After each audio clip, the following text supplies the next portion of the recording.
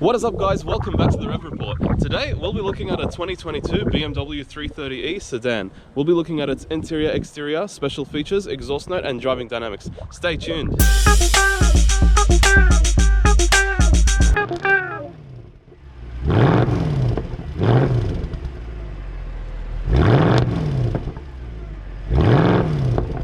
So this is the exterior of the 2022 330e. As you can see, this is the non-M Sport, and as you will see later on in the video, this is pretty low spec for what it is. It's got 18-inch alloy wheels all around, starting off from the front actually. It doesn't have the full LED angel eyes around the actual headlights. It's also got these kidney grills which are active, this badge on the side, both sides electrified by eye. It's also got this charging port here to charge the battery. You can also charge it whilst you're driving as well. There is a mode, as you'll see later. This car also is rear-wheel drive. It's not X-drive, it's not all-wheel drive. So it does pack a bit more fun that way and a bit less weight to it as well. Coming around the rear, you've got these standard 3 Series tail lights. So they're full LED, just like the rest of the series, and you've got the 330e badge here. And you've got dual exhaust tips, which are both real, which is great. And then just, yeah, coming around non-M Sport package as well, rear bumper. But I reckon the rear bumper, to be honest, it does look pretty good, even when it's not the M Sport. And coming around the side, you've got the Hofmeister kink from old BMWs in the past. And this fuel cap, you can't even open it from the outside. There's actually a button to open it inside. So I actually have to press it, or press and hold it. Yeah, it won't even, it's really odd. It just decided to open now. That was a bit delayed. Upon further research of the fuel tank not opening straight away, it is due to the fact that the fuel tank needs to be depressurized before the cap actually opens. Hence why there is a button for also opening the fuel cap. You've got front parking sensors, along with rear parking sensors and a reversing camera. You've also got blind spot assist, so you've got the triangles on the side mirrors, and there's no keyless go though. You can't lock and unlock this car via the touch of the door handle. You have to actually use the key, which is such an old feature. I'm really surprised how they didn't include it in this car, especially being not the 320 or something. It's a 330e. From the exterior, you've also got these puddle lights on each door handle, along with this projector light as well, which illuminates pretty much both sides of the car. You've got 375 litres of boot capacity here. As you can see, the floor is raised quite a bit because of the battery that is underneath. And as you can see, there is a charger to charge the battery. You can charge it, as I said earlier, through the drive mode that is available. But yeah, this is pretty much the boot space. I'll also put it in the video. So coming around the engine bay, so you've got the almighty B48 BMW engine that's currently in pretty much all the BMW lineup, entry level and mid level.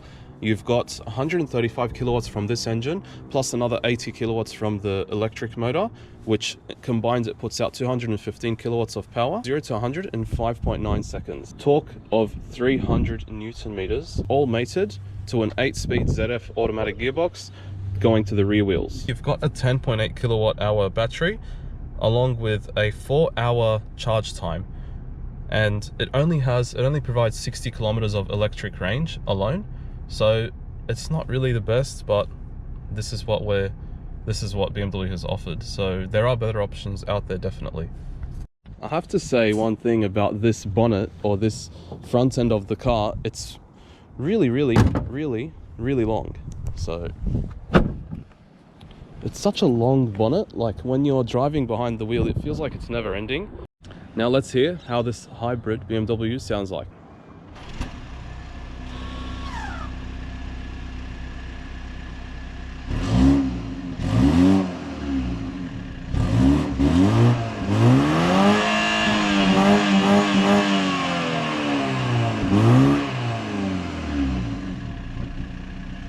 Standard B48. Starting up with the interior, This is pretty much the lighting inside. I'll just turn off the central lighting. So as you can see, it's got this nice lilac and white at the moment. So if we go into the settings, I'll show you the different colors it has as well. Car, settings. So you've got lilac and white, green and white. So you've got a combination where it has the white with the colors. You've also got, so we'll put into blue, and it changes everything into blue. And then if we go orange and white, same thing as the lilac and white, so it makes things orange in the bottom, white at the top. So I reckon this type of ambient lighting is way more elegant than the 2 Series with the sporty looking you know, etched look or engraved look in the trimming in the interior throughout the door panels and the glove box area in the passenger side. You've got a really well built interior, to be honest. It's a really it's a pretty much typical BMW. Everything's screwed together really well and feels really solid. Although it is a base model, as you can see, the headlining is white. It's grey, it's not black. And you've got standard half leather, half fake leather and half fabric seats. You don't have heated seats in this. I'm pretty sure these keep you pretty warm anyways. You've got the standard faux leather steering wheel with the blue ringed BMW badge in the middle. I like how all the buttons are really nice aluminium fully, so they do feel really expensive when you do click on them. Just everything feels so nice, even on the steering wheel here. You've got the full previous gen full screen gauge cluster as well that BMW has provided in the past, before the latest generation. And you've got the iDrive 8 system here as well, which is pretty sweet. I do prefer the older system as it is less laggy and there's less settings that you should fiddle around with when you're getting to stuff. There's pretty much a center console. You've got all your buttons, drive modes, start stop, gearbox change, also the iDrive controls on the left hand side. You've got this nice center console storage in here as well, and you've got a glove box in there. I do like when this is all nice and clean. It looks really nice. Hello. Oh, hello. And yeah, it's pretty nice. Even if it's the base 3 Series, I'd prefer sitting in this over the top of the line 2 Series that we reviewed earlier. Also, throughout like the gauges and just the driving experience, everything is pretty much blue to show its electrification character. You don't have Harman Kardon, so this is another thing that I keep looking at. I'm like, where the heck are these speakers? So that's not there. However, the dash is nice and more lower than the windscreen, than your field of view, which is really nice. It does make you feel like you're more in control of the road. But the problem I have with this car is the bonnet. It does feel like it's never ending. I feel like it's a trend in those G series cars where the bonnet just feels like it's never ending. Cup holders in the middle here, along with a USB port there. This is for media playback. You've got this center console in here with a USB-C port. This car does have a really good sound system. Take a listen.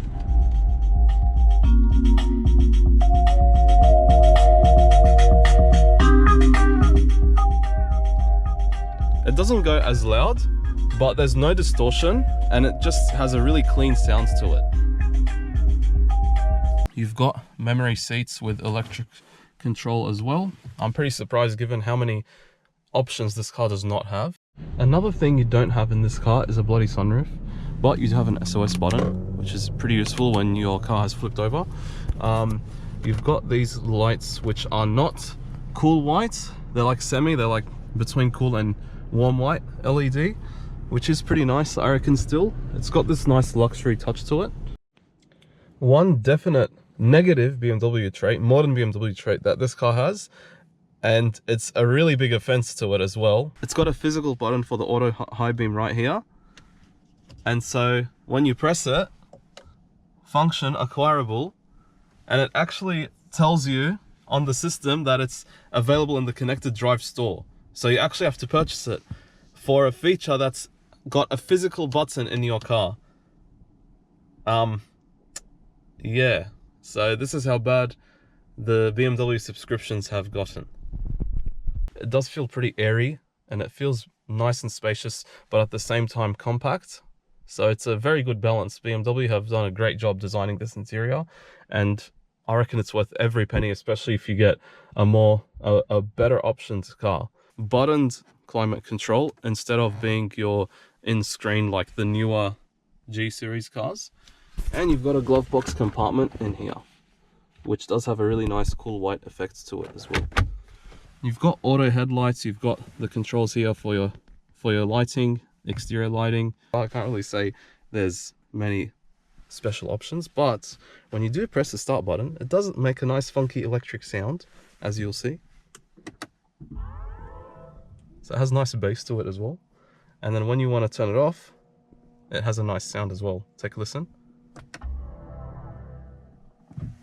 It's pretty cool. I don't like, though, every new BMW has this. The moment you press the start button, it has to disengage the parking brake. Like, what if I don't want to go straight away? And also, what if I want to warm up the car? Like, I don't like how this hybrid system works. I prefer the engine would start up before I leave, instead of it starting up randomly when I'm moving off, because I don't want my car to have problems in the future. But anyways, it is a BMW, and BMW do want you to have problems in the future, otherwise they won't make money from you. So that's pretty much it. And this system is fairly simple to use. It's got navigation, it's got your Apple CarPlay, and Android Auto as well. It's got an M lap timer. Why would you need that in a luxury car? Hey BMW. Hello, what can I help you with? What do you think of Audi?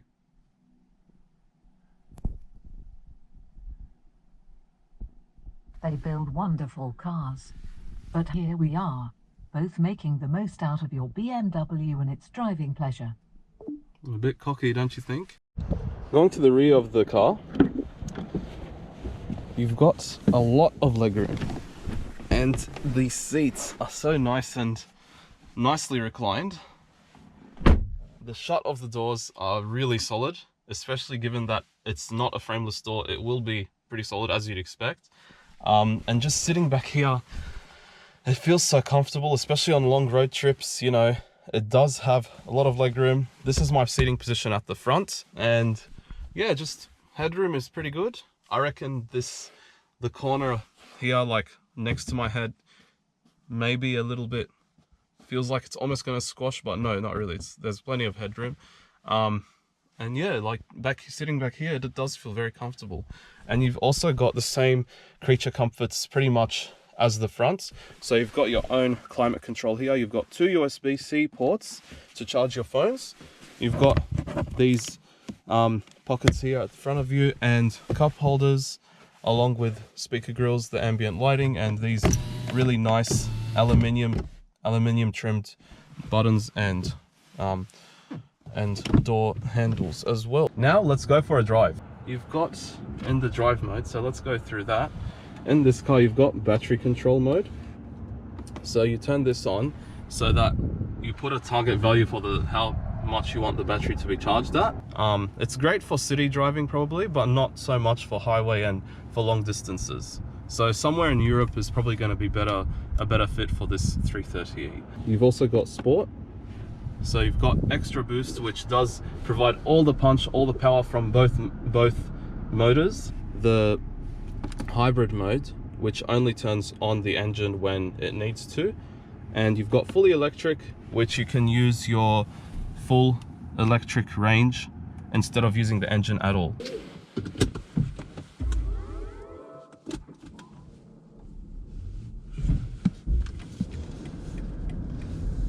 Driving the 330e. So at the moment we're in full electric mode.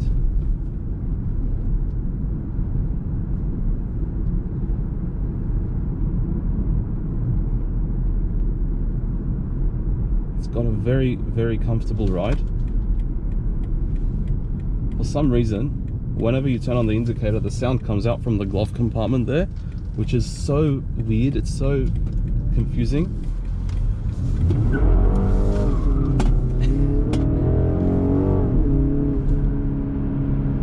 Yep. You wouldn't expect it from a hybrid, but here we are.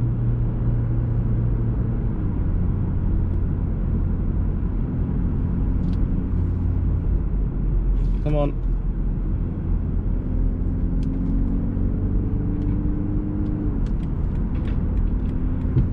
I have to say though, the gearbox isn't the smoothest, like you do feel it.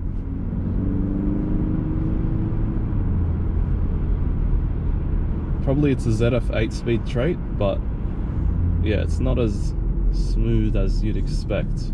It's not as smooth as a dual clutch, I reckon. But handling wise,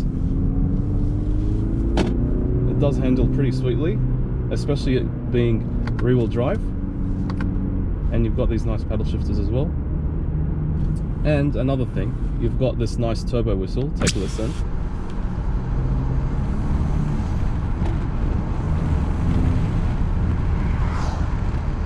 Pretty nice. I don't know if you were able to hear it, but you can definitely hear it. It's when you're driving it in person, it is pretty loud.